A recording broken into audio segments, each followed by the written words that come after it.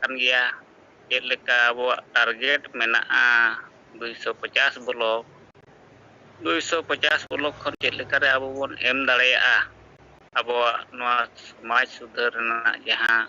ᱵᱟᱠᱷᱟᱱ ᱟᱵᱚᱣᱟᱜ ᱚᱥᱛᱤᱛᱛᱚ ᱯᱮᱦᱪᱟᱱ ᱵᱟᱧᱪᱟᱣ ᱞᱟᱹᱜᱤᱫ ᱡᱟᱦᱟᱸ ᱟᱵᱚ ᱫᱟᱹᱵᱤ ᱥᱟᱠᱟᱢ ᱱᱚᱣᱟ ᱥᱟᱯᱲᱟᱣ ᱜᱟᱯᱟᱞᱢᱟᱨᱟᱣ ᱪᱟᱞᱟᱜ ᱠᱟᱱ ᱜᱮᱭᱟ ᱟᱫᱚ ᱮᱱᱛᱮ ᱨᱮᱦᱚᱸ ᱡᱟᱦᱟᱸ ᱛᱤᱱᱟᱹᱜ ᱠᱷᱚᱵᱚᱨ ᱧᱟᱢᱚᱜ ᱠᱟᱱᱟ ᱵᱟᱠᱷᱟᱱ ᱟᱵᱚᱨᱮᱱ ᱠᱚ ᱠᱟᱹᱢᱤᱭᱟᱹ ᱠᱚᱠᱚ ᱪᱮᱥᱴᱟᱭᱮᱫ ᱜᱮᱭᱟ ᱡᱟᱦᱟᱸᱭ ᱱᱚᱜᱼᱚᱭ ᱢᱮᱜᱟ ᱯᱨᱚᱡᱮक्ᱴ ᱠᱟᱹᱢᱤ ᱞᱟᱹᱜᱤᱫ ᱛᱮ ᱟᱵᱚ ᱥᱤᱝᱜᱮᱞ ᱵᱤᱰᱤଓ ᱥᱟᱶ ᱡᱟᱦᱟᱸ ᱥᱤᱝᱜᱮᱞ ᱚᱯᱷᱤᱥᱟᱨ 10 ᱡᱚᱱ ᱱᱚᱣᱟ ᱟᱵᱚ ᱵᱮᱱᱟᱣ ᱨᱟᱠᱟᱵ ᱱᱤᱛᱚᱜ ᱞᱟᱹᱠᱛᱤ ᱠᱚ ᱵᱩᱡᱷᱟᱹᱣᱮᱫ ᱜᱮᱭᱟ ᱟᱨ ᱱᱚᱣᱟ ᱦᱩᱭ ᱞᱮᱱᱠᱷᱟᱱ ᱱᱤᱠᱩ ᱠᱚ ᱠᱟᱹᱢᱤᱭᱟ ᱱᱤᱠᱩ ᱡᱟᱦᱟᱸ ᱟᱵᱚ ᱵᱚᱱ ᱧᱟᱢ ᱚᱰᱚᱠᱮᱫ ᱠᱚᱣᱟ ᱱᱩᱠᱩ ᱡᱩᱫᱤ ᱛᱮᱦᱮᱧ ᱯᱩᱨᱟᱹ ᱵᱩᱡᱷᱟᱹᱣ ᱠᱟᱛᱮ ᱯᱩᱨᱟᱹ ᱛᱚᱱ ᱢᱚᱱ ᱫᱷᱚᱱ ᱛᱮ ᱱᱩᱠᱩ ᱟᱠᱚ ᱠᱚ ᱚᱰᱚᱠᱚᱜ ᱛᱟᱵᱚᱱᱟ ᱠᱟᱹᱢᱤᱭᱟᱠᱚ ᱥᱚᱢᱟᱡᱽ ᱯᱚᱨᱤᱵᱚᱨᱛᱚᱱᱚᱜ ᱛᱮ ᱦᱩᱭ ᱟᱭᱟ ᱥᱩᱫᱷᱟᱹᱨᱚᱜ ᱛᱮ ᱦᱩᱭ ᱟᱭᱟ ᱟᱨ ᱱᱤᱛᱚᱜ ᱱᱚᱣᱟ ᱟᱵᱚ ᱯᱩᱨᱟᱹ ᱯᱟᱹᱛᱭᱟᱹᱣ ᱢᱮᱱᱟᱜᱼᱟ ᱵᱤᱥᱣᱟᱥ ᱢᱮᱱᱟᱜᱼᱟ ᱟᱨ ᱱᱚᱜᱼᱚᱭ ᱱᱤᱛᱚᱜ ᱜᱚᱝᱠᱮ ᱛᱤᱠᱤᱱ ᱠᱤᱱ ᱢᱮᱱ ᱠᱮᱫ ᱞᱮᱠᱟ ᱫᱤল্ᱞᱤ ᱨᱮ ᱱᱤᱛᱚᱜ ᱞᱮᱣᱰᱟ ᱠᱤᱱ ᱮᱦᱚᱵ ᱟᱠᱟᱜᱼᱟ ᱟᱫᱚ ᱪᱮᱛᱟᱱ ᱫᱷᱟᱯ ᱨᱮ ᱠᱟᱹᱢᱤ ᱱᱤᱛᱚᱜ ᱡᱟᱦᱟᱸ ᱠᱤᱱ ᱠᱩᱨᱩᱢᱩᱴᱩ ᱨᱮ ᱢᱮᱱᱟᱜ ᱠᱤᱱᱟ ᱟᱨ ᱞᱟᱛᱟᱨ ᱨᱮ ᱟᱵᱚ ᱠᱟᱹᱴᱤᱡ ᱱᱟᱥᱮᱱᱟᱜ ᱥᱯᱤᱰ ᱵᱟᱲᱦᱟᱣ ᱞᱮᱠᱷᱟᱱ ᱜᱮ ᱟᱵᱚ ᱱᱚᱣᱟ ᱦᱩᱭᱩᱜᱼᱟ ᱟᱨ ᱜᱚᱝᱠᱮ ᱛᱤᱠᱤᱱ ᱟᱵᱚ ᱠᱚ ᱵᱟᱨᱚᱢᱵᱟᱨ ᱠᱤᱱ ᱢᱮᱛᱟᱵᱚᱱ ᱠᱟᱱ ᱜᱮᱭᱟ ᱱᱤᱛᱚᱜ ᱢᱮᱜᱟ ᱯᱨᱚᱡᱮᱠᱴ ᱪᱮᱛᱟᱱ ᱨᱮ ᱠᱟᱹᱢᱤ ᱟᱨ ᱱᱚᱣᱟ ᱥᱤᱝᱜᱮᱞ ᱵᱤᱰᱤᱳ ᱥᱟᱞᱟᱜ ᱛᱮ ᱡᱟᱦᱟᱸ 10 ᱡᱚᱱ ᱡᱟᱦᱟᱸᱭ ᱥᱤᱝᱜᱮᱞ ᱚᱯᱷᱤᱥᱟᱨ ᱱᱚᱣᱟ ᱠᱟᱹᱢᱤ ᱞᱟᱦᱟᱛᱮ ᱦᱩᱭᱩᱜ ᱛᱟᱵᱚᱱᱟ ᱟᱫᱚ ᱱᱤᱛ ᱟᱵᱚ ᱥᱮᱫ ᱠᱷᱚᱱ ᱚᱠᱟ ᱥᱮᱫ ᱠᱷᱚᱱ ᱦᱚᱸ ᱨᱤᱯᱳᱨᱴ ᱵᱟᱵᱚᱱ ᱧᱟᱢᱮᱫ ᱜᱮᱭᱟ ᱥᱤᱝᱜᱮᱞ ᱵᱤᱰᱤᱳ ᱥᱟᱞᱟᱜ 10 ᱡᱚᱱ ᱚᱯᱷᱤᱥᱟᱨ ᱛᱤᱱᱟᱹᱜ ᱵᱞᱚᱠ ᱦᱩᱭᱮᱱᱟ ᱟᱨ ᱚᱱᱟ ᱪᱮᱛᱟᱱ ᱨᱮᱦᱚᱸ ᱟᱨ ᱱᱚᱜᱼᱚᱭ ᱥᱤᱝᱜᱮ ᱢᱟᱱᱮ ᱢᱮᱜᱟ ᱯᱨᱚᱡᱮᱠᱴ ᱨᱮᱱᱟᱜ ᱛᱤᱱᱟᱹᱜ ᱠᱟᱹᱢᱤ ᱪᱟᱞᱟᱜ ᱠᱟᱱᱟ ᱚᱱᱟ ᱨᱮᱱᱟᱜ ᱨᱤᱯᱳᱨᱴ ᱠᱚᱦᱚᱸ ᱛᱮᱧ ᱟᱵᱚ ᱠᱚ ᱵᱟᱝᱵᱚᱱ ᱞᱟᱹᱭ ᱫᱟᱲᱮᱭᱟᱜ ᱠᱟᱱᱟ ᱢᱮᱱᱫᱚ ᱚᱱᱟ ᱪᱮᱛᱟᱱ ᱨᱮ ᱟᱵᱚ ᱯᱟᱞᱮ ᱱᱟᱥᱮᱱᱟᱜ ᱠᱟᱹᱴᱤᱡ ᱥᱯᱤᱰ ᱵᱚᱱ ᱠᱚᱢ ᱟᱠᱟᱜᱼᱟ ᱛᱚ ᱠᱟᱹᱢᱤ ᱡᱟᱭᱜᱟ ᱡᱟᱭᱜᱟ ᱨᱮ ᱪᱟᱞᱟᱜ ᱠᱟᱱᱟ ᱨᱤᱯᱳᱨᱴ ᱵᱟᱝ ᱦᱤᱡᱩᱜ ᱠᱟᱱ ᱜᱮᱭᱟ ᱢᱮᱱᱠᱷᱟᱱ ᱨᱤᱯᱳᱨᱴᱚᱜ ᱠᱷᱟᱱ ᱫᱚ ᱠᱟᱹᱴᱤᱡ ᱥᱟᱱᱟᱢ ᱥᱮᱫ ᱠᱷᱚᱱ ᱟᱹᱰᱤ ᱵᱮᱥ ᱵᱩᱡᱷᱟᱹᱜᱼᱟ ᱱᱚᱣᱟ ᱮᱨᱤᱭᱟ ᱨᱮ ᱟᱞᱮᱭᱟᱜ ᱠᱟᱹᱢᱤ ᱪᱟᱞᱟᱜ ᱠᱟᱱᱟ ᱱᱟᱛᱮ ᱠᱟᱹᱢᱤ ᱪᱟᱞᱟᱜ ᱠᱟᱱᱟ ᱚᱱᱟ ᱵᱚᱱ ᱵᱟᱲᱟᱭ ᱫᱟᱲᱮᱭᱟᱜᱼᱟ ᱟᱫᱚ ᱚᱱᱟ ᱪᱮᱛᱟᱱ ᱨᱮ ᱟᱵᱚ ᱠᱟᱹᱴᱤᱡ ᱡᱳᱨ ᱮᱢᱜᱮ ᱮᱢ ᱧᱚᱜ ᱞᱮᱠᱷᱟᱱ ᱵᱟᱹᱲᱜᱮ ᱵᱟᱹᱲᱛᱤᱜᱼᱟ ᱟᱹᱰᱤ ᱵᱮᱥᱚᱜᱚᱜᱼᱟ ᱟᱨ ᱱᱤᱛᱚᱜ ᱡᱟᱦᱟᱸ ᱛᱤᱱᱟᱹᱜ ᱟᱵᱚᱣᱟᱜ ᱠᱟᱹᱢᱤ ᱦᱟᱱᱛᱮ ᱱᱟᱛᱮ ᱨᱮ ᱧᱮᱞ ᱧᱟᱢ ᱞᱮᱱᱠᱷᱟᱱ ᱮᱴᱟᱜ ᱥᱚᱝᱜᱚᱴᱷᱚᱱ ᱨᱮᱱ ᱟᱹᱭᱩᱨᱤᱭᱟᱹ ᱠᱚᱦᱚᱸ ᱱᱤᱛᱚᱜ ᱫᱚ ᱦᱟᱯᱞᱮᱥ ᱠᱚ ᱮᱦᱚᱵ ᱠᱮᱜᱼᱟ ᱟᱨ ᱩᱱᱠᱩ ᱠᱚ ᱦᱟᱯᱞᱮᱥ ᱞᱮᱱᱠᱷᱟᱱ ᱟᱵᱚᱣᱟᱜ ᱠᱟᱹᱢᱤ ᱧᱮᱞᱛᱮ ᱢᱤᱫ ᱯᱨᱚᱠᱟᱨ ᱫᱚ ᱵᱤᱪᱟᱹᱨ ᱛᱮᱫᱚ ᱱᱩᱠᱩ ᱫᱚᱵᱚᱱ ᱢᱟᱭᱟᱨ ᱢᱩᱭᱩᱨ ᱠᱮᱫ ᱠᱚᱣᱟ ᱟᱫᱚ ᱱᱤᱛᱚᱜ ᱟᱵᱚ ᱠᱟᱹᱴᱤᱡ ᱠᱟᱹᱢᱤ ᱥᱯᱤᱰ ᱞᱮᱱᱠᱷᱟᱱ ᱱᱩᱠᱩ ᱠᱚ ᱪᱟᱵᱟᱜᱼᱟ ᱞᱟᱸᱜᱟᱜ ᱟᱠᱚ ᱟᱨ ᱱᱩᱠᱩ ᱡᱟᱦᱟᱸ ᱱᱤᱭᱩᱴᱨᱟᱞ ᱦᱚᱲ ᱡᱟᱦᱟᱸ ᱠᱚ ᱵᱩᱡᱷᱟᱹᱣ ᱠᱟᱜᱼᱟ ᱟᱵᱚᱣᱟᱜ ᱠᱟᱛᱷᱟ ᱡᱟᱦᱟᱸᱭ ᱠᱤ ᱱᱩᱠᱩ ᱫᱚ ᱚᱠᱚᱭ ᱥᱟᱞᱟᱜ ᱥᱚᱝᱜᱚᱴᱷᱚᱱ ᱦᱚᱸ ᱱᱤᱭᱩᱴᱨᱟᱞ ᱦᱚᱲ ᱵᱟᱹᱱᱩᱜ ᱠᱚᱣᱟ ᱟᱫᱚ ᱩᱱᱠᱩ ᱟᱵᱚ ᱠᱚ ᱜᱟᱛᱮᱜ ᱥᱟᱱᱟ ᱥᱮᱫ ᱨᱮ ᱢᱮᱱᱟᱜ ᱠᱚ ᱨᱮᱦᱚᱸ ᱜᱮ ᱵᱟᱝᱠᱚ ᱥᱟᱦᱚᱥ ᱫᱟᱲᱮᱭᱟᱜ ᱠᱟᱱᱟ ᱢᱮᱱᱠᱷᱟᱱ ᱩᱱᱠᱩ ᱠᱚᱦᱚᱸ ᱛᱮᱦᱮᱧ ᱟᱵᱚ ᱥᱮᱫ ᱠᱚ ᱦᱤᱡᱩᱜᱼᱟ ᱟᱨ ᱥᱤᱝᱜᱮᱞ ᱯᱚᱨᱤᱵᱟᱨ ᱥᱮᱫ ᱠᱚ ᱡᱩᱲᱟᱹᱭ ᱤᱫᱤᱜᱼᱟ ᱥᱟᱸᱜᱮ ᱦᱚᱲᱟᱜ ᱨᱤᱯᱳᱨᱴ ᱱᱚᱣᱟ ᱵᱟᱲᱟᱭᱚᱜ ᱠᱟᱱᱟ ᱡᱮ ᱥᱟᱹᱨᱤᱜᱮ ᱛᱮᱦᱮᱧ ᱥᱚᱢᱟᱡᱽ ᱠᱷᱚᱱ ᱱᱚᱣᱟ ᱛᱤᱱᱟᱹᱜ ᱜᱟᱱ ᱡᱤᱱᱤᱥ ᱛᱮᱵᱚᱱ ᱵᱟᱹᱲᱤᱡᱚᱜ ᱠᱟᱱᱟ ᱤᱱᱟᱹ ᱜᱮᱛᱚ ᱵᱚᱱ ᱥᱩᱫᱷᱟᱹᱨᱟ ᱚᱱᱟ ᱥᱩᱫᱷᱟᱹᱨ ᱨᱮᱱᱟᱜ ᱜᱮᱛᱚ ᱥᱮᱸᱜᱮᱞ ᱚᱵᱷᱤᱡᱟᱱ ᱛᱮᱦᱮᱧ ᱵᱤᱪᱟᱹᱨᱮᱜᱼᱟ ᱪᱚᱨᱪᱟᱭᱮᱜᱼᱟ ᱢᱮᱱᱠᱷᱟᱱ ᱛᱮᱦᱮᱧ ᱱᱩᱠᱩ ᱦᱤᱸᱥᱟᱹ ᱥᱩᱭᱟᱹᱛᱮ ᱡᱟᱦᱟᱸ ᱛᱤᱱᱟᱹᱜ ᱵᱤᱨᱳᱫᱷᱤ ᱠᱚ ᱫᱚᱱ ᱵᱟᱲᱟᱭᱮᱫᱼᱟ ᱠᱚ ᱟᱨ ᱱᱩᱠᱩᱣᱟᱜ ᱠᱟᱛᱷᱟ ᱫᱚᱠᱚ ᱵᱩᱡᱷᱟᱹᱣ ᱧᱟᱢ ᱟᱠᱟᱫ ᱜᱮᱭᱟ ᱟᱫᱚ ᱱᱚᱨᱮᱱᱫᱨᱚ ᱫᱟᱫᱟ ᱢᱟ ᱱᱤᱛᱚᱜᱟᱜ ᱠᱟᱛᱷᱟ ᱞᱮᱠᱟ ᱛᱮᱫᱚ ᱱᱤᱝᱠᱟᱹ ᱫᱷᱟᱨᱟ ᱜᱮ ᱛᱟᱵᱚ ᱢᱟ ᱢᱩᱪᱟᱹᱫ ᱨᱮ ᱥᱟᱱᱟᱢ ᱠᱚ ᱤᱧ ᱯᱟᱦᱴᱟ ᱥᱮᱫ ᱠᱷᱚᱱ ᱛᱟᱵᱚ ᱥᱮᱸᱜᱮᱞ ᱡᱚᱦᱟᱨ ᱡᱚᱦᱟᱨ ᱟᱹᱰᱤ ᱥᱟᱨᱦᱟᱣ ᱟᱫᱚ ᱱᱟᱨᱟᱭᱚᱱ ᱢᱩᱨᱢᱩ ᱡᱟᱦᱟᱸ ᱠᱟᱛᱷᱟᱢ ᱞᱟᱹᱭ ᱠᱮᱜᱼᱟ ᱡᱮ ᱰᱤᱮᱥᱯᱤ ᱠᱩᱞᱤ ᱠᱮᱫ ᱢᱮᱭᱟ ᱱᱚᱣᱟ ᱟᱢᱟᱜ ᱥᱟᱹᱦᱤᱱ ᱠᱟᱱᱟ ᱪᱮ ᱵᱟᱝᱜᱮ ᱟᱫᱚ ᱚᱱᱟ ᱠᱟᱜᱚᱡᱽ ᱨᱮᱫᱚ ᱪᱮᱫ ᱚᱞ ᱟᱠᱟᱱᱟ ᱪᱮᱫ ᱚᱞ ᱠᱟᱛᱮ ᱯᱮ ᱮᱢ ᱞᱮᱫ ᱛᱟᱦᱮᱸᱫ ᱚᱱᱟ ᱫᱚ ᱱᱟᱜ ᱡᱟᱦᱟᱸ ᱚᱱᱟ ᱰᱟᱹᱱ ᱢᱟᱢᱞᱟ ᱨᱮ ᱩᱱᱤ ᱡᱟᱦᱟᱸᱭ ᱠᱚ ᱰᱟᱹᱱ ᱟᱠᱷᱭᱟ ᱠᱟᱛᱮ ᱡᱟᱦᱟᱱᱟᱜ 50,000 ᱠᱚ ᱡᱩᱨᱤᱢᱟᱱᱟ ᱠᱮᱫᱮᱭᱟ ᱟᱫᱚ ᱚᱱᱟ ᱪᱮᱛᱟᱱ ᱨᱮ ᱛᱮᱦᱮᱧ ᱟᱵᱚ ᱥᱮᱸᱜᱮᱞ ᱚᱵᱷᱤᱡᱟᱱ ᱡᱟᱦᱟᱸ ᱟᱵᱚ ᱢᱤᱫᱴᱟᱝ ᱜᱚᱲᱚ ᱵᱚᱱ ᱮᱢ ᱠᱮᱜᱼᱟ ᱡᱮ ᱟᱵᱚ ᱫᱚ ᱱᱚᱣᱟ ᱜᱮ ᱚᱞ ᱞᱮᱱ ᱛᱟᱦᱮᱱ ᱡᱮ ᱛᱮᱦᱮᱧ ᱱᱚᱣᱟ ᱟᱸᱫᱷᱟ ᱯᱟᱹᱛᱭᱟᱹᱣ ᱧᱩᱛᱩᱢ ᱛᱮ ᱱᱩᱭ ᱛᱮᱦᱮᱧ ᱡᱟᱦᱟᱸ ᱱᱚᱣᱟ ᱰᱟᱹᱱ ᱟᱠᱷᱭᱟ ᱮᱢ ᱠᱟᱛᱮ ᱡᱟᱦᱟᱸ 50,000 ᱡᱩᱨᱤᱢᱟᱱᱟ ᱠᱮᱫᱮᱭᱟ ᱠᱚ 50,000 ᱠᱷᱚᱱ ᱦᱟᱱᱛᱮ ᱱᱟᱛᱮ ᱮᱢ ᱟᱠᱟᱫ ᱠᱚᱥᱴᱚ ᱢᱚᱥᱴᱚ te 25,000 ᱢᱮᱱᱠᱷᱟन ᱟᱨ 25,000 ᱵᱟᱭ ᱮᱢ ᱫᱟᱲᱮᱭᱟᱜ ᱛᱮ ᱱᱩᱭ ᱥᱟᱢᱟᱡᱤᱠ ᱵᱚᱦᱤᱥᱠᱟᱨ ᱟᱠᱟᱫ ᱛᱟᱭᱟ ᱟᱨ ᱥᱟᱢᱟᱡᱤᱠ ᱵᱚᱦᱤᱥᱠᱟর ᱠᱟᱛᱮ ᱱᱩᱭ ᱡᱟᱦᱟᱸ ᱛᱤᱱᱟᱹᱜ ako ᱰᱟᱝᱨᱤ ᱢᱮᱨᱚᱢ ᱪᱮᱛᱟन ᱨᱮ ako ᱪᱮᱛᱟन ᱨᱮ ᱨᱚᱲ ᱨᱚᱯᱚᱲ ᱢᱟᱱᱚᱥᱤक ᱥᱟᱨᱤᱨᱤक ᱢᱤᱫᱴᱟᱝ ᱡᱟᱦᱟᱸ ᱡᱚᱱᱛᱨᱚᱱᱟ ᱠᱚ ᱮᱢᱟᱦᱟᱭ ᱠᱟᱱᱟ ᱱᱚᱣᱟ ᱨᱮ ᱟᱹᱰᱤ ᱚᱢᱟᱱᱚᱵᱤᱭᱚ ᱱᱩᱠᱩ ᱪᱮᱛᱟᱱ ᱨᱮ ᱦᱩᱭᱩᱜ ᱠᱟᱱᱟ ᱟᱨ ᱱᱩᱠᱩ ᱪᱮᱛᱟᱱ ᱨᱮ ᱟᱹᱰᱤ ᱢᱤᱫᱴᱟᱝ ᱢᱟᱱᱮ ᱜᱩᱱᱰᱟ ᱜᱟᱹᱨᱫᱤ ᱰᱟᱠᱟᱭᱛᱤ ᱞᱮᱠᱟ ᱱᱩᱠᱩ ᱟᱹᱛᱩ ᱦᱚᱲ ᱠᱚ ᱠᱟᱹᱢᱤ ᱟᱠᱟᱜᱼᱟ ᱟᱫᱚ ᱱᱩᱠᱩ ᱯᱚᱨᱤᱵᱟᱨ ᱛᱮᱦᱮᱧ ᱟᱞᱮ ᱞᱮ ᱟᱥᱚᱜ ᱠᱟᱱᱟ ᱥᱮᱸᱜᱮᱞ ᱚᱵᱷᱤᱡᱟᱱ ᱥᱮᱫ ᱠᱷᱚᱱ ᱱᱚᱝᱠᱟ ᱦᱳᱭ ᱚᱱᱟ ᱦᱚᱸᱵᱚᱱ ᱚᱞ ᱞᱮᱜᱼᱟ ᱡᱮ ᱱᱚᱝᱠᱟ ᱱᱚᱝᱠᱟ ᱟᱞᱮ ᱫᱚ 5 ᱜᱚᱴᱟᱝ ᱨᱟᱡᱽ ᱨᱮᱞᱮ ᱠᱟᱹᱢᱤ ᱠᱟᱱᱟ ᱚᱱᱟᱛᱮ ᱟᱞᱮ ᱞᱮ ᱠᱷᱚᱡ ᱠᱟᱱᱟ ᱱᱩᱠᱩ ᱯᱚᱨᱤᱵᱟᱨ ᱱᱮᱭᱟᱭ ᱠᱚ ᱧᱟᱢ ᱢᱟ ᱟᱨ ᱱᱩᱭ ᱯᱚᱨᱤᱵᱟᱨ ᱡᱟᱦᱟᱸ ᱛᱮᱦᱮᱧ 25,000 ᱠᱚ ᱡᱩᱨᱤᱢᱟᱱᱟ ᱟᱠᱟᱫ ᱛᱟᱭᱟ ᱱᱚᱣᱟ 25,000 টাকা রিটার্ন ᱧᱟᱢ ᱢᱟ ᱟᱨ ᱟᱠᱚ ᱟᱹᱛᱩ ᱨᱮ ᱛᱮᱦᱮᱧ ᱥᱩᱞᱩᱠ ᱨᱮ ᱢᱮᱥᱟ ᱥᱮᱬᱟ ᱠᱟᱛᱮ ᱱᱟᱯᱟᱭ ᱨᱮᱠᱚ ᱛᱟᱦᱮᱱ ᱢᱟ ᱱᱚᱣᱟ ᱟᱵᱚᱣᱟᱜ ᱰᱤᱢᱟন্ড ᱫᱚ ᱛᱟᱦᱮᱸ ᱠᱟᱱᱟ ᱚᱱᱟ ᱚᱞ ᱨᱮ ᱟᱫᱚ ᱱᱚᱣᱟ ᱪᱮᱛᱟᱱ ᱨᱮᱫᱚ ᱪᱮᱫ ᱟᱨ ᱠᱟᱨᱵᱟᱭ ᱠᱚ ᱡᱟᱦᱟᱱᱟᱜ ᱦᱩᱭ ᱟᱠᱟᱱᱟ ᱪᱮ ᱵᱟᱝᱟ ᱰᱤএᱥᱯᱤ ᱥᱟᱞᱟᱜ ᱚᱱᱠᱟ ᱱᱚᱣᱟ ᱪᱮᱛᱟᱱ ᱨᱮᱫᱚ ᱪᱮᱫ ᱜᱟᱞᱢᱟᱨᱟᱣ ᱠᱚ ᱦᱩᱭᱱᱟ ᱪᱮ ᱵᱟᱝᱟ ᱦᱚᱸ ᱦᱩᱭ ᱟᱠᱟᱱᱟ ᱟᱹᱰᱤ ᱫᱷᱟᱣ ᱛᱚᱞᱚ ᱫᱷᱚᱨᱚ ᱦᱟᱱᱛᱮ ᱱᱟᱛᱮ ᱛᱟᱫᱟᱨᱚᱠ ᱟᱹᱛᱩ ᱦᱚᱲ ᱴᱷᱮᱱ ᱠᱷᱚᱱ ᱦᱚᱸ ᱤᱱᱠᱩᱭᱟᱨᱤ ᱠᱟᱱᱟ ᱱᱩᱠᱩ ᱯᱚᱨᱤᱵᱟᱨ ᱴᱷᱮᱱ ᱠᱷᱚᱱ 2-2 ᱫᱷᱟᱣ ᱤᱱᱠᱩᱭᱟᱨᱤ ᱟᱠᱟᱱᱟ ᱟᱫᱚ ᱛᱟᱞᱟᱨᱮ ᱢᱤᱫ ᱫᱷᱟᱣ ᱱᱚᱣᱟ ᱤᱫᱤ ᱠᱟᱛᱮ ᱟᱨᱦᱚᱸ ᱨᱤᱯᱳᱨᱴ ᱧᱚᱜ ᱞᱮᱫ ᱛᱟᱦᱮᱱ ᱡᱮ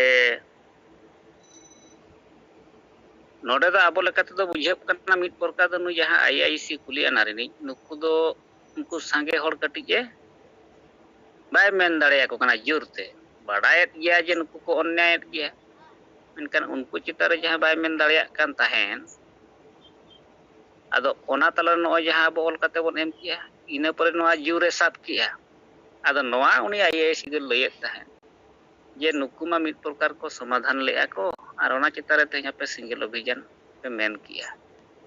ᱦᱚᱸ ᱟᱞᱮ ᱱᱚᱝᱠᱟ ᱦᱩᱭ ᱟᱠᱟᱱᱟ ᱟᱞᱮ ᱚᱞ ᱠᱟᱛᱮ ᱮᱢ ᱟᱠᱟᱫ ᱞᱮᱭᱟᱭ ᱟᱨ ᱱᱚᱣᱟ ᱫᱚ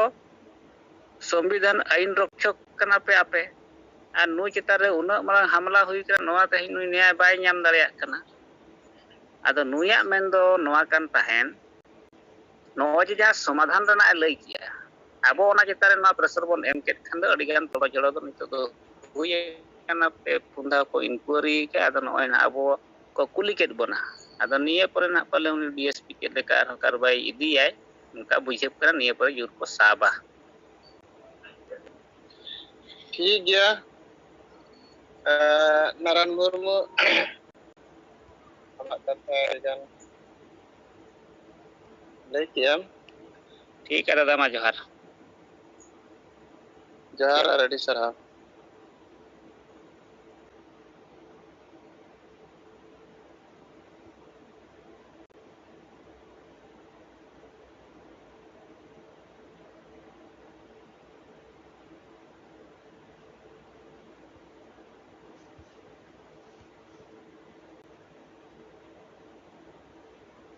ᱛᱮᱦᱮᱧᱟᱜ ᱱᱚᱣᱟ ᱥᱤᱸᱜᱟᱹᱲ ᱡᱩᱢ ᱨᱮ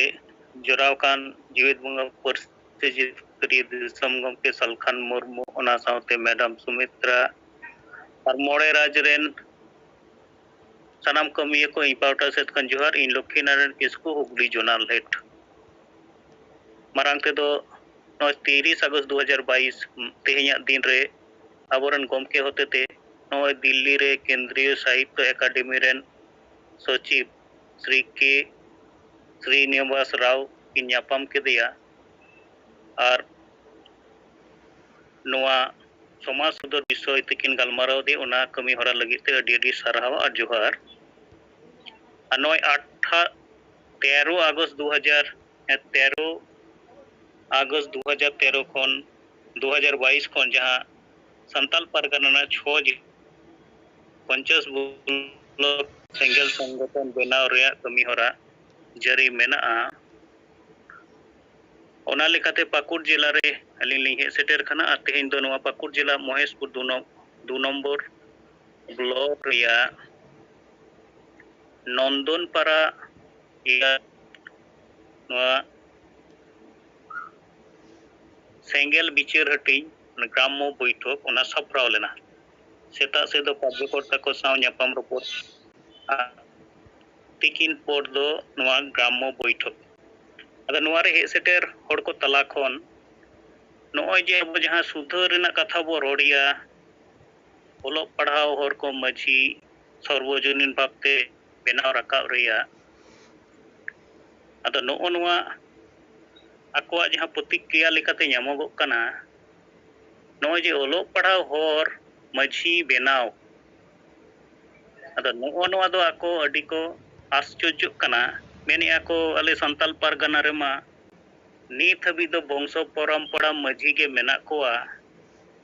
ᱚᱱᱟ ᱡᱟᱭᱜᱟ ᱨᱮ ᱟᱨᱦᱚᱸ ᱱᱤᱛᱚᱜ ᱚᱞᱚᱜ ᱯᱟᱲᱦᱟᱣ ᱢᱟᱹᱡᱷᱤ ᱵᱮᱱᱟᱣ ᱫᱚ ᱟᱠᱚᱣᱟᱜ ᱩᱭᱦᱟᱹᱨ ᱛᱮ ᱟᱹᱰᱤ ᱠᱚᱥᱴᱚᱠᱚᱨ ᱢᱤᱫᱴᱟᱝ ᱠᱟᱹᱢᱤ ᱦᱚᱨᱟ ᱠᱟᱱᱟ ᱟᱫᱚ ᱡᱚᱠᱷᱚᱱ ᱢᱮᱱᱮᱱᱟ ᱱᱚᱜᱼᱚᱭ ᱡᱮ ᱟᱵᱚᱨᱮᱱ ᱱᱩᱠᱩ ᱥᱚᱥᱟᱥᱚᱱ ᱵᱮᱵᱚᱥᱛᱷᱟ ᱨᱮᱱ ᱡᱟᱦᱟᱸᱭ ᱯᱨᱚᱢᱩᱠᱷ ᱠᱚ ᱵᱟᱠᱚ ᱚᱞᱚᱜ ᱯᱟᱲᱦᱟᱣ ᱠᱟᱱᱟ ᱥᱚᱠᱛᱚ ᱠᱚ ᱵᱷᱩᱞᱚᱜᱼᱟ ᱟᱨ ᱱᱤᱛ ᱦᱚᱸ ᱢᱟᱨᱮ ᱰᱟᱦᱟᱨ ᱨᱮ ᱢᱮᱱᱟᱜ ᱠᱚᱣᱟ ᱨᱩᱢᱚᱜ ᱵᱷᱩᱞᱟᱹᱜ ᱰᱟᱹᱱ ᱰᱟᱰᱚᱢ ᱦᱤᱥᱟᱹᱼᱥᱩᱭᱟᱹ ᱱᱚᱣᱟ ᱵᱷᱳᱴ ᱠᱤᱨᱤᱧ ᱟᱹᱠᱷᱨᱤᱧ ᱢᱚᱦᱤᱞᱟ ᱵᱤᱨᱳধী ᱢᱟᱱᱚᱥᱤᱠᱚᱛᱟ ᱟᱛᱮ ᱢᱮᱱᱟᱜ ᱠᱚᱣᱟ ᱟᱫᱚ ᱱᱩᱠᱩ ko ᱠᱟᱨᱚᱱ ᱛᱮᱜᱮ ᱛᱚ ᱟᱵᱚᱣᱟᱜ ᱥᱚᱢᱟᱡᱽ ᱛᱟᱭᱚᱢᱚᱜ ᱠᱟᱱᱟ ᱟᱫᱚ ᱟᱠᱚ ᱦᱚᱸᱠᱚ ᱢᱮᱱ ᱠᱮᱜᱼᱟ ᱦᱳᱭ ᱚᱱᱟ ᱫᱚᱞᱮ ᱵᱩᱡᱷᱟᱹᱣᱮᱫ ᱠᱟᱱ ᱜᱮ ᱢᱮᱱᱠᱷᱟᱱ ᱱᱚᱜᱼᱚᱭ ᱡᱮ ᱚᱞᱚᱜ ᱯᱟᱲᱦᱟᱣ ᱦᱚᱲ ᱠᱚ ᱥᱚᱨᱵᱚᱡᱚᱱᱤᱱ ᱵᱷᱟᱵᱛᱮ ᱢᱟᱹᱡᱷᱤ ᱥᱮ ᱯᱟᱨᱜᱟᱱᱟ ᱵᱚ ᱵᱟᱪᱷᱟᱣ ᱠᱚᱣᱟ ᱱᱚᱣᱟ ko ᱨᱚᱲ ᱨᱟᱠᱟᱵ ᱞᱮᱠᱟᱱ ᱥᱟᱦᱚᱥ ᱯᱟᱞᱮ ᱟᱞᱮ ᱴᱷᱮᱱ ᱫᱚ ᱱᱤᱛ ᱵᱟᱹᱱᱩᱜᱼᱟ ᱛᱚ ᱥᱮᱸᱜᱮᱞ ᱚᱵᱷᱤᱡᱟᱱ ᱡᱟᱦᱟᱸᱭ ᱵᱤᱪᱟᱹᱨᱤᱭᱟ ᱵᱤᱪᱟᱹᱨ ᱫᱚ ᱴᱷᱤᱠ ᱜᱮᱭᱟ ᱟᱞᱮ ᱟᱨᱦᱚᱸ ᱴᱨᱮᱱᱤᱝ ᱞᱮ ᱧᱟᱢ ᱧᱚᱜ ᱞᱮᱠᱷᱟᱱ ᱮᱸᱰᱮᱠᱷᱟᱱ ᱥᱟᱦᱚᱥ ᱞᱮ ᱡᱚᱴᱟᱣ ᱫᱟᱲᱮᱭᱟᱜᱼᱟ ᱟᱨ ᱟᱞᱮ ᱠᱩᱨᱩᱢᱩᱴᱩᱭᱟᱞᱮ ᱠᱤ ᱱᱚᱣᱟ ᱮᱨᱤᱭᱟ ᱠᱚᱨᱮ ᱦᱚᱸ ᱱᱚᱣᱟ ᱥᱮᱸᱜᱮᱞ ᱚᱵᱷᱤᱡᱟᱱᱟᱜ ᱡᱟᱦᱟᱸ ᱵᱤᱪᱟᱹᱨ ᱚᱱᱟ ᱵᱤᱪᱟᱹᱨ ᱛᱟᱞᱟᱛᱮ ᱥᱚᱨᱵᱚᱡᱚᱱᱤᱱ ᱵᱷᱟᱵᱛᱮ ᱫᱟᱨᱟᱭ ᱠᱟᱱ ᱫᱤᱱ ᱨᱮ ᱱᱚᱣᱟ ᱥᱮᱸᱜᱮᱞ ᱢᱟᱹᱡᱷᱤ ᱵᱮᱱᱟᱣ ᱨᱮᱭᱟᱜ ᱟᱹᱰᱤᱜᱟᱱ ᱦᱚᱲ ᱫᱚ ᱱᱚᱜᱼᱚᱭ ᱡᱮ 30 ᱡᱩᱱ ᱦᱩᱞ ᱢᱟᱦᱟ ᱦᱩᱭᱩᱜᱼᱟ ᱪᱮᱫᱟᱜ ᱦᱩᱭᱩᱜᱼᱟ ᱱᱚᱣᱟ ᱠᱟᱛᱷᱟ ᱦᱚᱸ ᱵᱟᱝᱠᱚ ᱵᱟᱲᱟᱭᱟ ᱟᱸᱡᱚᱢᱤᱭᱟᱹ ᱞᱮᱠᱟᱛᱮ ᱥᱮᱴᱮᱨ ᱞᱮᱱ ᱢᱤᱫᱴᱟᱝ ᱵᱚᱭᱚᱥᱠᱚ ᱦᱚᱲᱮ ᱢᱮᱱ ᱠᱮᱜᱼᱟᱭ ᱟᱞᱮ ᱫᱚ ᱱᱚᱣᱟ ᱞᱮ ᱵᱟᱰᱟᱭᱟ ᱡᱮ 30 ᱡᱩᱱ ᱦᱤᱞᱳᱜ ᱫᱚ ᱥᱤᱫᱩ ᱢᱩᱨᱢᱩ ᱠᱟᱹᱱᱩ ᱢᱩᱨᱢᱩ ᱛᱟᱠᱚ ᱠᱚ ᱪᱷᱟᱹᱴᱭᱟᱹᱨ ᱞᱮᱫ ᱠᱚᱣᱟ ᱟᱫᱚ ᱩᱱᱠᱩ ᱞᱟᱹᱭ ᱵᱩᱡᱷᱟᱹᱣ ᱦᱩᱭᱱᱟ ᱡᱮ 30 ᱡᱩᱱ ᱦᱤᱞᱳᱜ ᱫᱚ उनकिन को छटियर लेकिन नोनकाना दो बांग कना अपे बड़ाई का लगती कना जे नोय इंग्रेज को अब चितान रे जहां नाचार ओथसा रे अब ओथसा बंचाव लगी पे 30 जून हिलो दो भोगनाडी रे सिद्धू मुर्मू आयुर ते किरियो से सपोर्ट हताव लेना जे नोआ अब दिसम बो बंचावा और ओना लगी ते नोआ लड़ाई बो एहबा 7 जुलाई kon do मुखोमुखी संघर्ष इंग्रेज को साव हुई लेना और ओना ते गे 1895 साल रिया 22 दिसंबर हिलो नो संताल पारगाना दिसम अबो बो जितकर किया अदो नोय जे संताल पारगाना रेन होड़ को तला रगे संताल पारगाना जितकर रेना नागाम कथा से इतिहास निथो जानकारी बनुआ नोआ दो अब को लगी अदई दुर्भाग्य कना अदो नुकु संगे इलाका रगे 30 जून पाले हुल माह बदलते बुल माह को मनावा अने फुटबॉल ओना खेला को हुयुआ आर हों अडी लेकाना एने सेरेñ को हुयुगोआ आर ओना जहां नेता को हजुआ उनको तो 30 जून रेना महत्व सिद्धू मुर्मू लड़ाई ते संताल पारगाना दिसम जितकर लेना नो नोंकाना जहाना बिचार को बाको दोहया उनको दो जनगण तलारे आको संगठन रेना कथा को साब राकाबा आर ओने फुटबॉल खेला एने सेरेñ रे को माताव का को कना आर ओना फुटबॉल खेला से एने सेरेñ अखरा करे सख्त हंडीपुर पखिनुआ आर अबोरेन होड़ दो न्यू कते को गुलटो बड़ा माने हुल माहा बदलते दो बुल माहा गे उनको दको नेल हेवाव कना तो अब तेज अब सेंगल पाउटा से उनको बो लई बुझुआ कोआ जे नोआ हुल माहा रेना महत्व चेक कना और सिद्धू मुर्मू आयुर तेगे नो संताल पारगाना जितकर लेना और संताल पारगाना नित लुटो कना रोचदो कना रपुदो कना और ओनाते आदिवासी सेंगल अभियान रेन आयुरिया नोआ बांचाव लगिते नोआ सेंगल संगठन बेरेद राका कमी होरा ᱪᱟᱞᱟᱜ ᱠᱟᱱᱟ ᱟᱨ ᱱᱤᱛ ᱦᱚᱸ ᱚᱠᱛᱚ ᱢᱮᱱᱟᱜ ᱜᱮᱭᱟ ᱟᱵᱚ ᱥᱟᱱᱛᱟᱞ ᱯᱟᱨᱜᱟᱱᱟ ᱨᱮᱱ ᱦᱚᱲ ᱡᱩᱫᱤ ᱱᱚᱣᱟ ᱥᱮᱸᱜᱮᱞ ᱵᱤᱪᱟᱹᱨ ᱵᱚ ᱟᱯᱱᱟᱨ ᱫᱟᱲᱮᱭᱟᱜᱼᱟ, ᱥᱮᱸᱜᱮᱞᱟᱜ ᱩᱫᱩᱜ ᱰᱟᱦᱟᱨ ᱛᱮᱵᱚ ᱜᱚᱭᱚᱱ ᱫᱟᱲᱮᱭᱟᱜᱼᱟ, ᱮᱸᱰᱮᱠᱷᱟᱱ ᱱᱚᱣᱟ ᱥᱟᱱᱛᱟᱞ ᱯᱟᱨᱜᱟᱱᱟ ᱥᱮ ᱡᱷᱟᱲᱠᱷᱚᱸᱰ ᱫᱤᱥᱚᱢ ᱟᱵᱚᱣᱟᱜ ᱜᱟᱨ ᱱᱚᱣᱟ ᱫᱚ ᱵᱟᱧᱪᱟᱜ ᱜᱮᱭᱟ। ᱟᱫᱚ ᱱᱚᱣᱟ ᱠᱚ ᱢᱮᱛᱟ ᱠᱚ ᱠᱷᱟᱱ ᱩᱱᱠᱩ ᱟᱹᱰᱤ ᱜᱷᱟᱹᱲᱤᱡ ᱚᱱᱠᱟ ᱛᱷᱤᱨ ᱧᱚᱜ ᱠᱚ ᱛᱟᱦᱮᱸᱭᱮᱱᱟ। ᱟᱫᱚ ᱩᱱᱠᱩ ᱛᱟᱞᱟ ᱠᱷᱚᱱ ᱜᱮ ᱠᱤᱪᱷᱩᱜᱟᱱ ᱦᱚᱲ ᱫᱚᱠᱚ ᱢᱮᱱ ᱠᱮᱜᱼᱟ ᱡᱮ ᱱᱚᱣᱟ ᱟᱞᱮ ᱞᱮ ᱠᱩᱥᱤᱭᱟᱜ ᱠᱟᱱᱟ, ᱛᱚ ᱫᱚᱲᱦᱟ ᱟᱨ ᱢᱤᱫ ᱫᱤᱱ ᱯᱮ ᱦᱮᱡ ᱞᱮᱱᱠᱷᱟन ᱟᱹᱰᱤ ᱱᱟᱯᱟᱭᱚᱜᱼᱟ। ᱟᱨ ᱩᱱ ᱦᱤᱞᱳᱜ ᱫᱚ ᱟᱞᱮ ᱥᱟᱦᱚᱥ ᱠᱟᱛᱮ ᱱᱚᱣᱟ ᱴᱚᱞᱟ ᱠᱷᱚᱱ ᱥᱮᱸᱜᱮᱞ ᱵᱷᱚᱞᱮᱱᱴᱤᱭᱟᱨ ᱞᱮᱠᱟᱛᱮ ᱧᱩᱛᱩᱢ ᱠᱚᱦᱚᱸ ᱞᱮ ᱚᱞ ᱦᱚᱪᱚᱭᱟ। ᱟᱫᱚ ᱛᱮᱦᱮᱧ ᱦᱚᱸ ᱵᱟᱨᱭᱟ ᱚᱱᱠᱟ ᱥᱴᱩᱰᱮᱱᱴ ᱠᱤᱱ ᱛᱟᱦᱮᱸ ᱠᱟᱱᱟ, ᱱᱩᱠᱤᱱ ᱧᱩᱛᱩᱢ ᱟᱨ ᱱᱚᱢᱵᱚᱨ ᱚᱞ ᱟᱹᱜᱩ ᱠᱟᱱᱟ ᱟᱨ ᱜᱟᱯᱟᱱᱟᱜ ᱡᱟᱦᱟᱸ ᱵᱷᱚᱜᱽᱱᱟᱰᱤ ᱨᱮ ᱱᱚᱣᱟ ᱞᱤᱰᱟᱨ ᱠᱚᱣᱟᱜ ᱴᱨᱮᱱᱤᱝ ᱯᱨᱳᱜᱨᱟᱢ ᱢᱮᱱᱟᱜᱼᱟ, ᱚᱸᱰᱮ ᱥᱮᱱ ᱞᱟᱹᱜᱤᱫ ᱛᱮ ᱩᱱᱠᱤᱱ ᱦᱚᱸ ᱟᱨᱫᱟᱥ ᱠᱟᱱᱟ। ᱟᱨ ᱜᱟᱯᱟ ᱯᱟᱹᱠᱩᱲ ᱡᱮᱞᱟ ᱨᱮᱱᱟᱜ ᱡᱟᱦᱟᱸ 7 ᱯᱨᱚᱠᱷᱚᱸᱰ ᱨᱮ ᱱᱚᱣᱟ 11 ᱡᱚᱱᱟᱜ ᱴᱤᱢ ᱵᱮᱱᱟᱣ ᱨᱮ ᱢᱮᱱᱟᱜ ᱠᱚ ᱱᱩᱠᱩ ᱠᱟᱹᱢᱤᱭᱟᱹ ᱠᱚ ᱜᱟᱯᱟᱱᱟᱜ ᱠᱷᱟᱱ ᱵᱷᱚᱜᱽᱱᱟᱰᱤ ᱨᱮ ᱠᱚ ᱥᱮᱴᱮᱨᱚᱜ ᱠᱟᱱᱟ ᱟᱨ ᱱᱚᱣᱟ ᱥᱴᱮᱴ ᱞᱤᱰᱟᱨ को टिनाल लेकाते जहां को सेटेरक कना एंडखान नोडे गप्पा नुकु आरहों नोआ ट्रेनिंग को ᱧᱟᱢ लेखान तो नोआ पाकुर इलाका कोरे हों सेंगेला कमी विस्तार लगिते नुकु को गोड़ो दारिया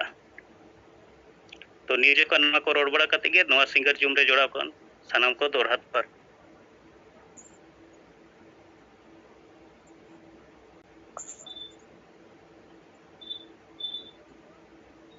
लक्ष्मी नारायण किसको रिपोर्ट बन आजम किया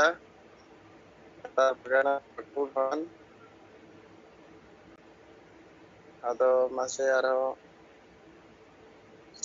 उनका के जहां सपा मिना बनाkan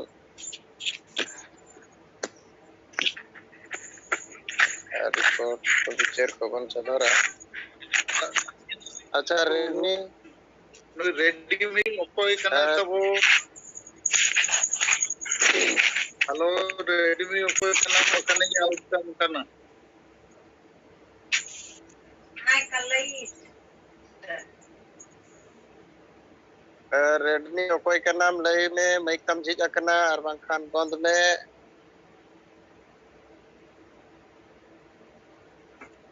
अच्छा लक्ष्मी नारायण किसको सला थोड़ा गालमराओ आसाम को जोहार लक्ष्मी नारायण ठीक 8 बजे मिटन स्टूडेंट जादवपुर यूनिवर्सिटी को जो फोन ला सर तो पीएचडी रिनिंग स्टूडेंट कना ᱧᱩᱛᱩᱢ दो विश्वजीत हांसदा और उनी तो बांकुड़ा जिला रे सेरेंगा ब्लॉक रिनी कनाई अदो उनी मेन के आ गमके आमले खोजमे कना 1 सितंबर जादवपुर यूनिवर्सिटी रे मिटन मारंग दुपुड़ुप ले दोहो का जे आदिवासी चेक लेकाते वो जुमिदोआ अदो अबिना हिजु आदि जरूरी गया और ओनारे नेतारी परगना बादल किसकू और आसेकारिनी प्रेसिडेंट चिली चो ᱧᱩᱛᱩᱢ कदिया उनकी भरन नेता किना नेताय कना देखो इमा आंडे नाडे बइन सेनोआ आदो लखीन किसकू हुगली जोनल हेड आमा फोन नंबर इन एमाया ना और उनी आम सला जोगाजोग करते थोड़ा पढ़ाई सनाया चेत मीटिंग चेत लेका पे सपड़ावे चेत लगित पे सपड़ा इत्यादि और आज सेट खोज ग्रीन सिग्नल ᱧᱟᱢ len khan do इन जरूरी हिजुआ तो मेन कि अच्छा ठीक गया अदो आले तो अबिन गेले खोज कनाय मेने तारपरे आजा कथा थोड़ा मेनेआ नोय जे सारी धर्म सारना धर्म आदिवासी धर्म हम जेका रे जपे रे मेना बो ईगो कारण ते तो हुई दड़े ओका हो बाबो ᱧामा और जेते हिंदू का बो अदो आलिया बड़ी चिंता नोआ चेतन रे मेना और आले हो नवा सेंटीमेंट को ढेर लॉजिक रे नाम कते ला सनाले कना अदो अबिन बिन हेजलन खान अडिगान मार्गदर्शन ᱧᱟᱢᱚᱜᱼᱟ अदो आम उनिया फोन नंबर इन व्हाट्सएप अकाउंट में अदो ओनते थोड़ा ना जोगाजोग कते गलमाराव ठीक गया नोआ लगित तेगे नित जखा इन सेट खोज सूचना हाँ सर जोहार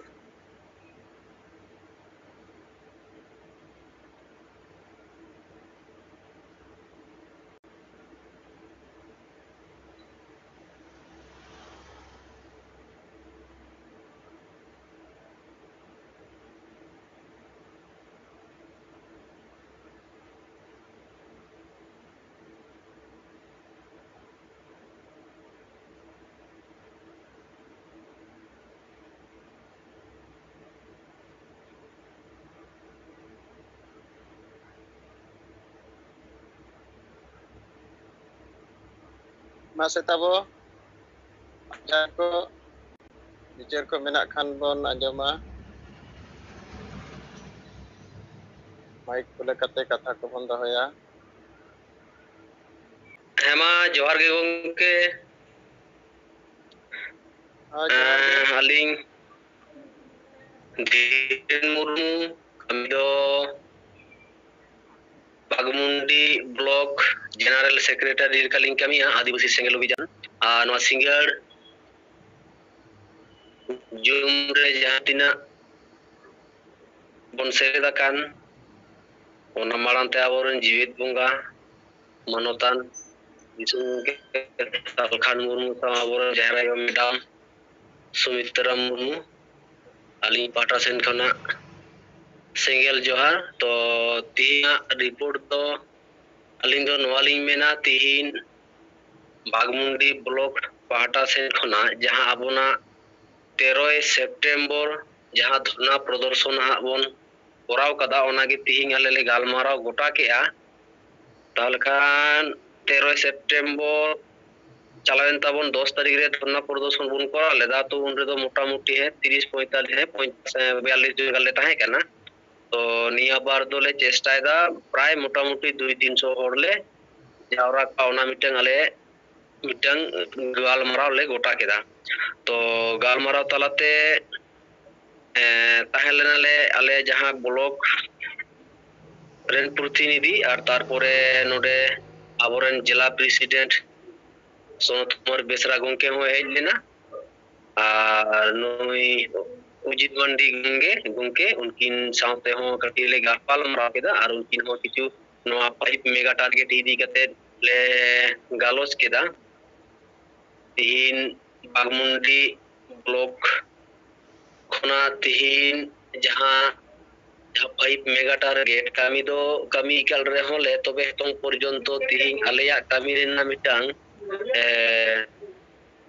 जहां मिटांग जहां सक्सेस जहां कमी ना जहां मिटांग कुड़े ते ओना होइतो आले बाले दाड़े कदा ओना लकाते तीन आले एतोम कना तबे ओना तीन आले चेष्टा केदाले और एतों आले ओना ले कमी दिया ओना लकाते तीन ले गालमाराव केदा और ओना लकाते जहां 13 तारीख रे दो धरना प्रदर्शन दो गोटा केदाले तालखान दो कटी भाली गिनिया बार दोबन कोरावा तो मागुं के नोआ को रिपोर्ट एम कते गे अलिया कथा लिंग मुचित का मा दोहराते तनम को अलिया गुणमान जोहार और सरहाव चाल कते नोडगली किदा मा जोहार गे अच्छा सनाम को जोहार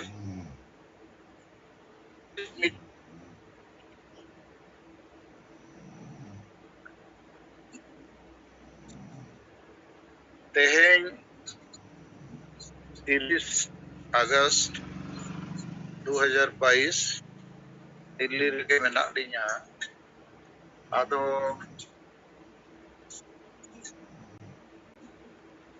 evening set 5:30 to 6 p.m. केंद्रीय साहित्य अकादमी ऑफिस आले पेहोड़ले सेन लेना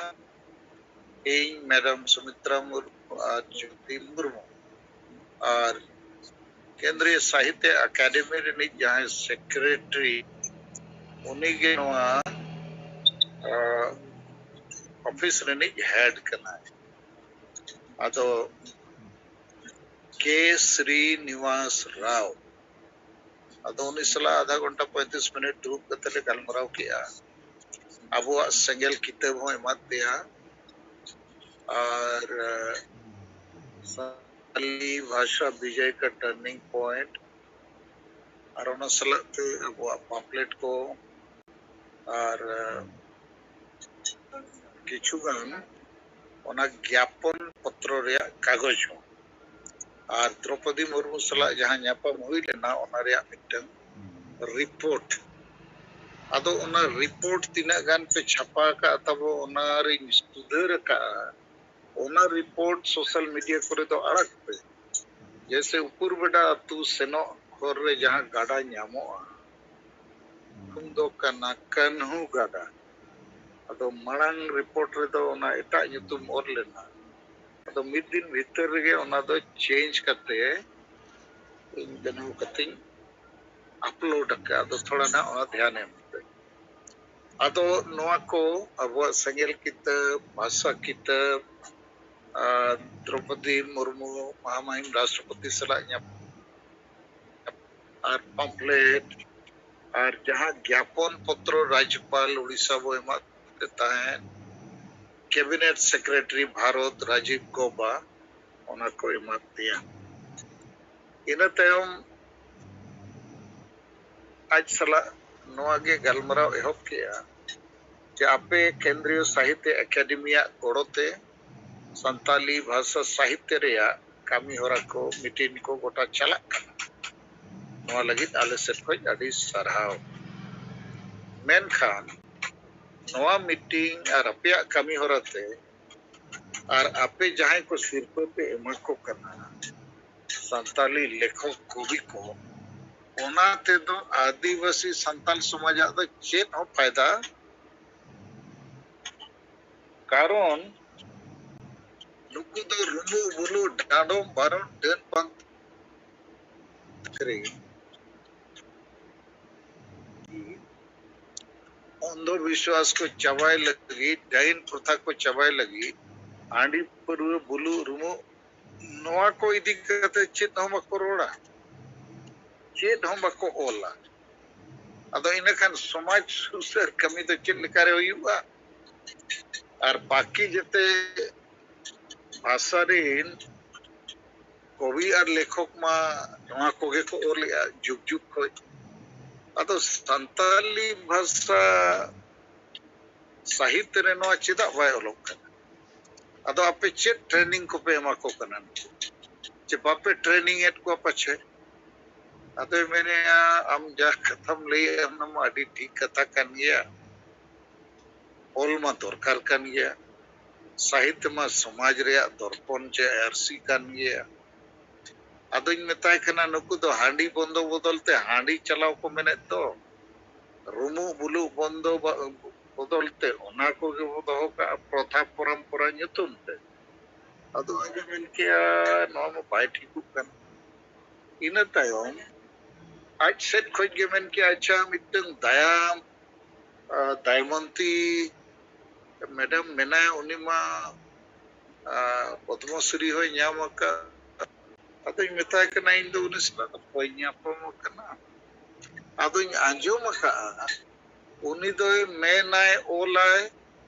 जे आदिवासी संताल को संस्कृति दो हांडी संस्कृति कना उनका आंजोम का मेताय अदो मासे हम लई में नो हांडी संस्कृति पौर संस्कृति बुल संस्कृति आपे साहित्य अकादमी खोज पे अवार्ड को नाते पद्मश्री को पे एमचो को अबे मैंने बांगा बांगा नो मा एकदम ठीक कथा बन कर अरे नशापन को तो दूर करना जरूरी है नहीं तो समाज तो खत्म हो जाएगा तय करना देखो देह तो वही रोड़ा आम नोआ केंद्रीय साहित्य अकादमी रे निजे हेड करना नुको सांताली बड़ाया का मिटन हो किताब बइन आंजोम का जे समाज रे प्रथा परंपरा nyutum ते जहां बड़िजा को मेना ओना वो चावाया नुको मा साहस के बनु ओलगे बनु और रोड़गे बनु तो आदिवासी समाज दे चेत लाभ आपे सिर्फ पे एमा को कन और नुकुआ किताब को पे छपाएगा अदो तायम अडी चिंता होय जाहिर केट गया अदो मेन के सर आले तुरंत नुकु को इन मीटिंग को है मैंने और लगती खान आमोኝ होवा मैं मितिंग कना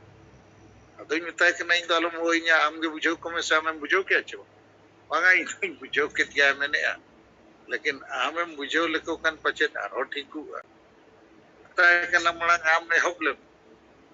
सरकार ओखान जरूरी हिजुआ अदो नवा कथा को लैयाते नते मेन के सर सिंधी भाषा और उर्दू भाषा लगी भारत सरकार प्रत्येक साल 46 कोटी टका एमाकिन कना ओना भाषा साहित्य विकास लगी अदो संताली भाषा लगी ते हुई लेनखान खूब बेसो होगा अदो मेताय कना बिल्कुल ओना पे ओल पे इहो उनकती जमा मना लेकिन इन मेताय कना आलिया समाज रे थोड़ा उल्टे खोपड़ी ढेर मेना को पले इन्या आयुरते आदिवासी संगेल अभियान दो मैंने झारखंड में प्रथम राजभाषा संताली मेना मा अतो मेना नोआ हुइलेन खान मा अडी बेसो नोते भाषा साहित्य सलाते ओलो पढ़ा नौकरी अडी ढेर लाभ हुआ अतो इन मेताय कना नुकु राइटर को माना रोड़गे बको रोड़ा उल्टा पलटा को रोड़े अचेत पे अतो मेना नो माड़ी चिंता रे कथा तो अदो इन मेताय कना देखो ओना चिंता गे आम तेन लेलेई ने जखन और आमें बड़ाई लेखा नुकुम सोजे दाड़िया को और बाको सोजे खा कम से कम आम तुम बड़ाई का नुकु तो उल्टा खोपड़ी कना को बांगा बांगा मेना इኛमा कथा ते बिल्कुल इन मेता दे नो सिंगल किताब रे अमाले ओलका इन कुली ले में चिट्ठी करते माने आपे चेयरमैन यूट्यूब ते नोला जो साहित्य समाज का दर्पण है लेकिन संताली भाषा में जितना लोग को अवार्ड मिल रहा है ये लोग तो समाज के बारे में कुछ लिखता नहीं है नशापन अंधविश्वास डाइन प्रथा आदि को समाप्त करने के बारे में तो समाज का लोग दर्पण कैसा है अरसी कैसा बना है और अब हम ऑल रूल क्या नहीं आप जो बात बोल रहे हैं वही सही है अगर नोडे में पूरे बैग घेर रहे नुकु गड़ी को लड़ावे मैंने अच्छा सर हम इस पर जरूर विचार करें इन टाइम अब all India Santali education council बारे रे हो ज्योति मुर्मू और मैडम सुमित्रा मुर्मू तिकिन किन मेता दिया ओना को ले आए तायम दो ले पे आले तो 2003 साल को ये 5 राज रे इग्नो पैटर्न ते बोलो पढ़ा रे कमिले चलावेगा और झारखंड प्रथम राजभाषा बनाव रे आंदोलन ले चलावेगा लेकिन नुकु संताली राइटर्स को तो ओना करे तो बाको गड़ो कर तो यानी ताजुब धरा के बुझो किया है और मिड बार न्यूतुम को ले किया ओना को तो बइन लिया माने अजा में नुकु को तो भी चेक को कमी करना इन मेता दा इन जहां कथा को इन रोड के हम नो चेक में और तीना और रिवार्ड अवार्ड पे मका का चेक को ओलका ओना हो चेक और आम तगे ओना तो बुझो ᱧᱟᱢᱟই ठीक इन रोडे आचे बांग ठीक इन रोडे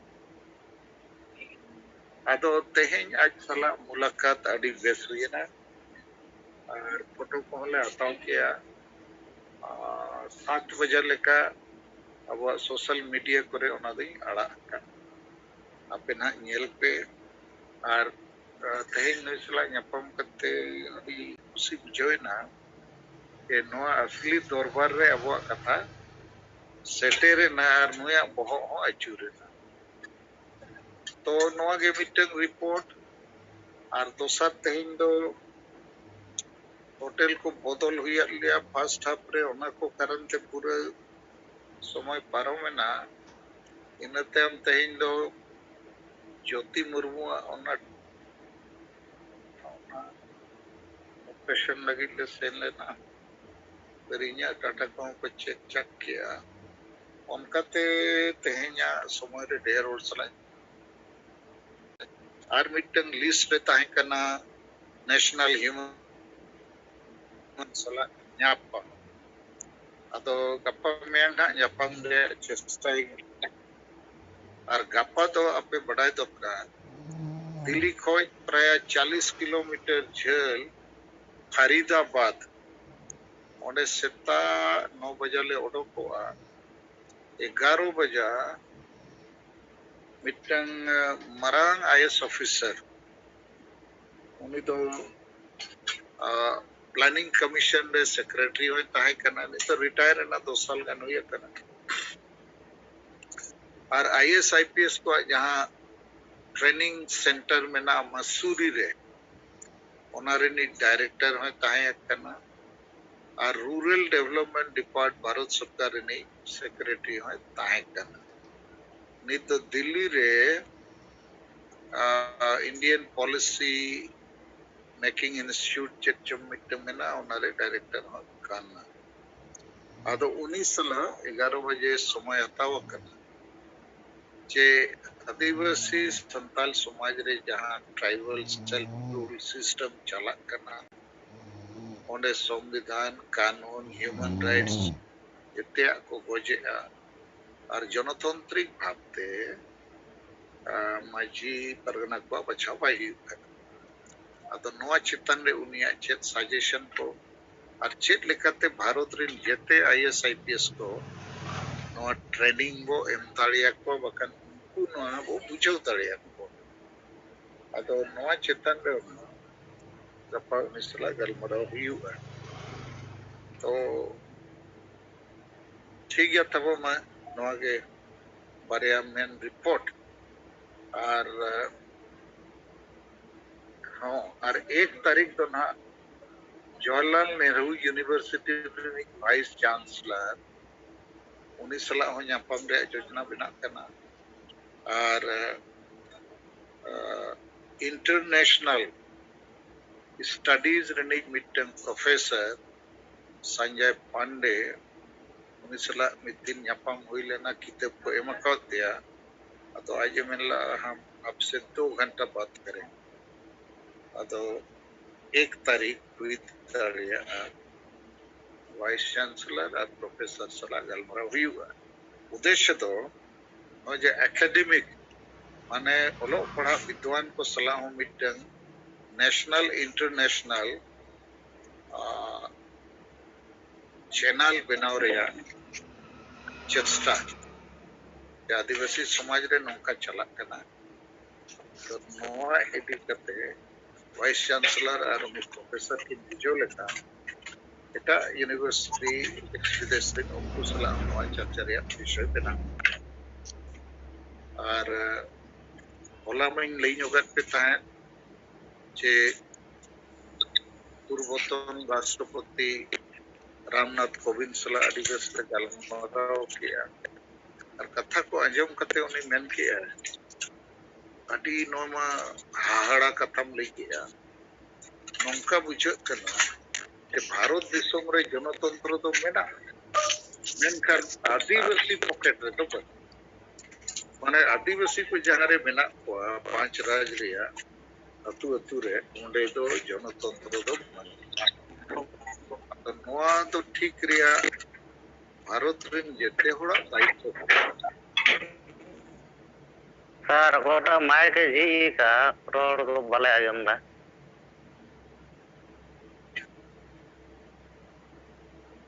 नित तो अंजमो कना हाँ नता तो आजम कना सर हाँ नित तो बेस के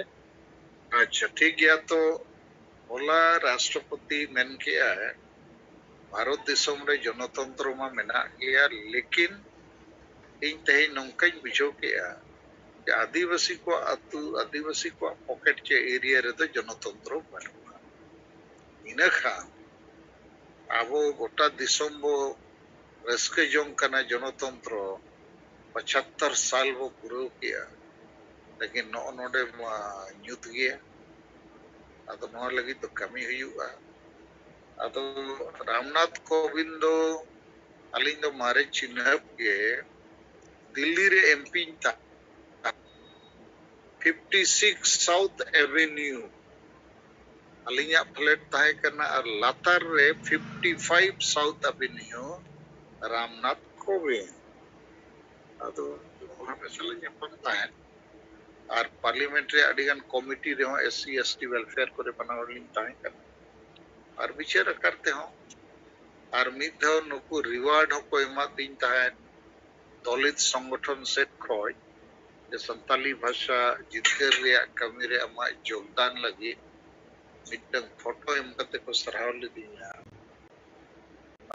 तो अच्छा लगा बेस के जान पाइछा अतो आज मेन का तेहिन नवा को लिए दिया किताब को नवा दिया इन थोड़े टीचर नवा मामला चितान रे नेशनल लेवल रे चेत लिखाते चेत को चिका लिखा जेते होड़ को अलर्ट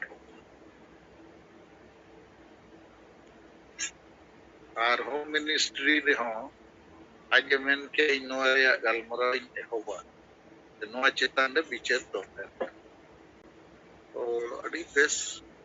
बुझेना माने मारे राष्ट्रपति हो और अबोई राष्ट्रपति हो इन बुझो के